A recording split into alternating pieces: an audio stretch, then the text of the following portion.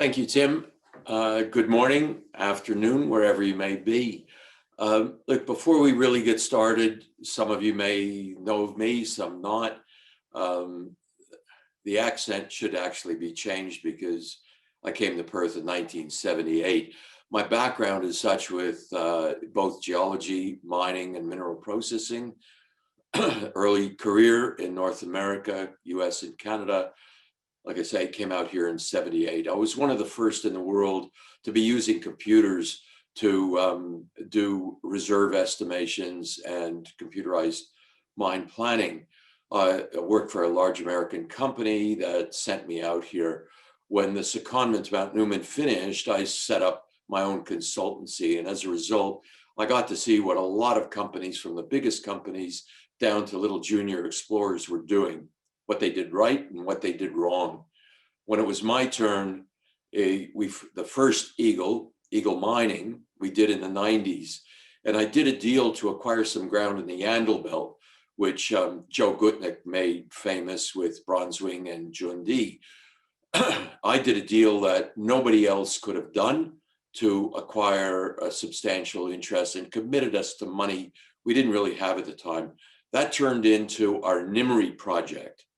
It was extraordinary grades.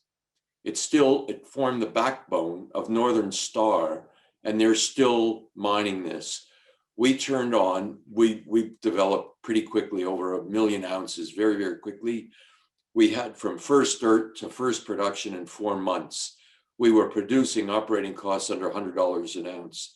It's by understanding. Everybody else who looked at our deposit, the other consultants, said, there's no way you have 6 gram dirt. You got to have under 2 gram dirt. Nobody believed it. And we drilled and drilled and drilled to prove that it was there, and it was there, and it's still there. To be able to raise the money to be able to build out the plant and the operations, we had to go through 2 takeovers of 2 more junior joint venture partners. And then we were also subject to hostile takeover in about 97.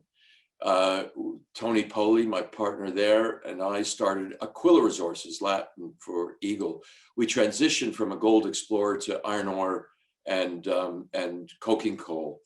We reached a market cap of over $3.5 billion. GFC hit. Of course, everybody crashed from there, and we got taken out by the Chinese and Horizon for about just under $1.5 billion. From doing a stint in Arizona during my career, I was at Twin Buttes, a porphyry deposit skarn in the early days, and help them understand their geology. Now I'm back in Arizona. I found a project several years ago, which we call our Silver Mountain project. That's the background behind me. And I was running that for about 5 years privately and listed it as Eagle Mountain a few years ago. We've recently acquired, November 2019, did a joint venture, an 80-20 JV, a very, very cheap buy-in to get this Oracle Ridge copper, silver, gold mine, which had been found from the turn of last century, played around with in the 60s, little bit of mining in the 90s. A Canadian company came in. They were paper miners, spent about $50 million US on it, but everybody was just chasing the same thing instead of understanding the ore body. So yeah, let's get into it. I'm sure you all know the disclaimers up front. So some of the key things, those who are in the know, we suspended trading yesterday and we're suspended today. Will come out on Monday. So we're doing a cap rate exceptionally well. Obviously, I can't give you details until that's announced on Monday. We've developed an initial, and I would suggest a conservative, JOR compliant resource.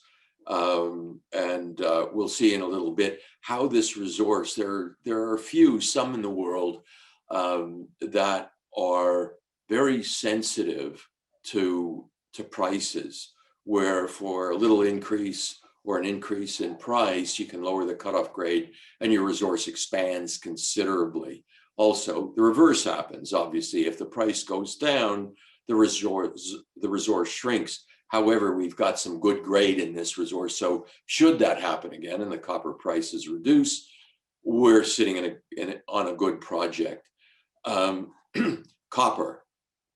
You've heard about lithium. You're hearing about batteries. To us, it doesn't make any difference where you're generating power, wind, solar, oceans. It doesn't matter. It doesn't matter what your battery is. It doesn't matter what your vehicles are. You need copper.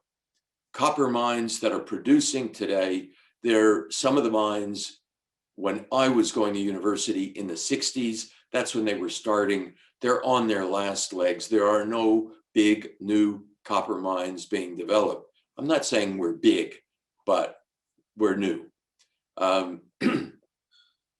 Copper, energy, they go hand in hand. Doesn't matter how, where, why.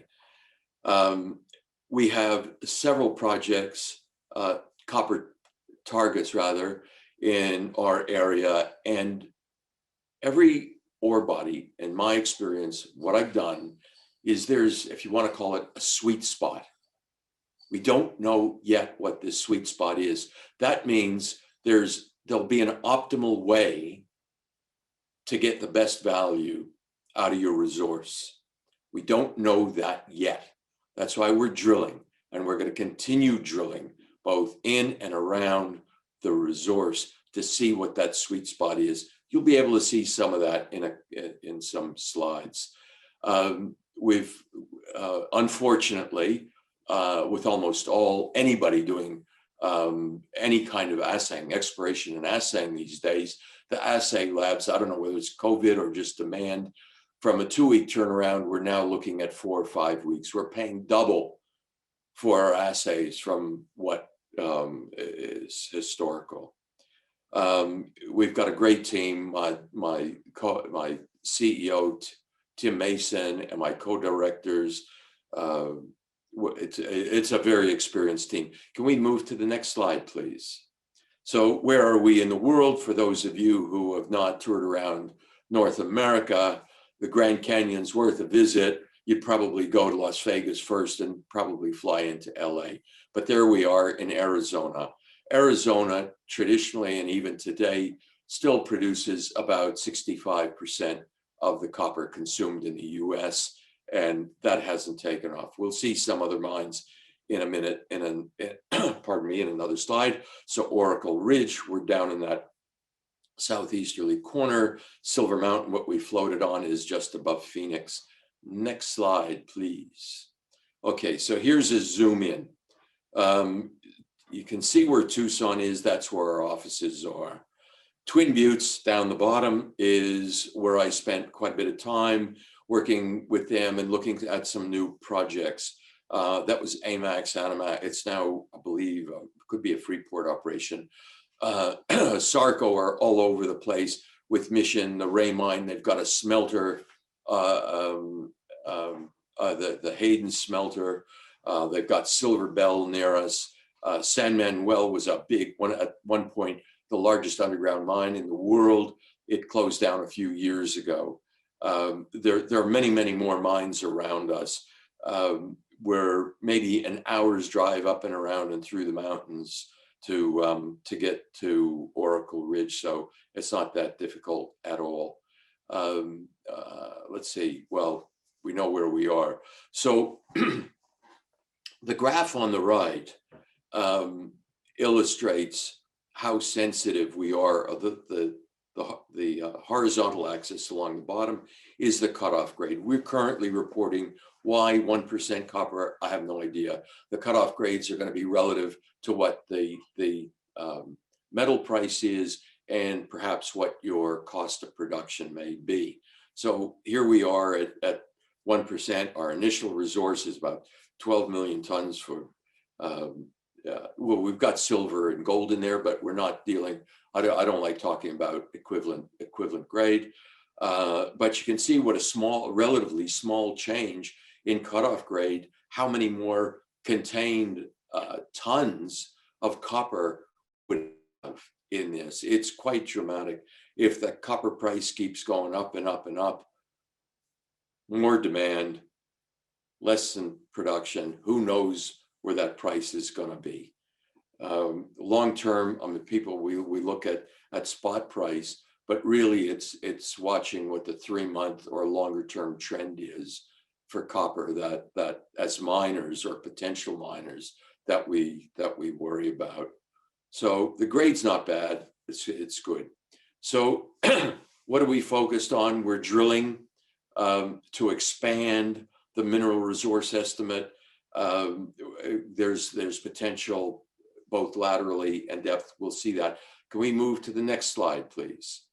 So the Oracle Ridge mine, you could see there in the browny red is our main claims. We flew a big geophysical survey and we pegged that bluey ground off to the right.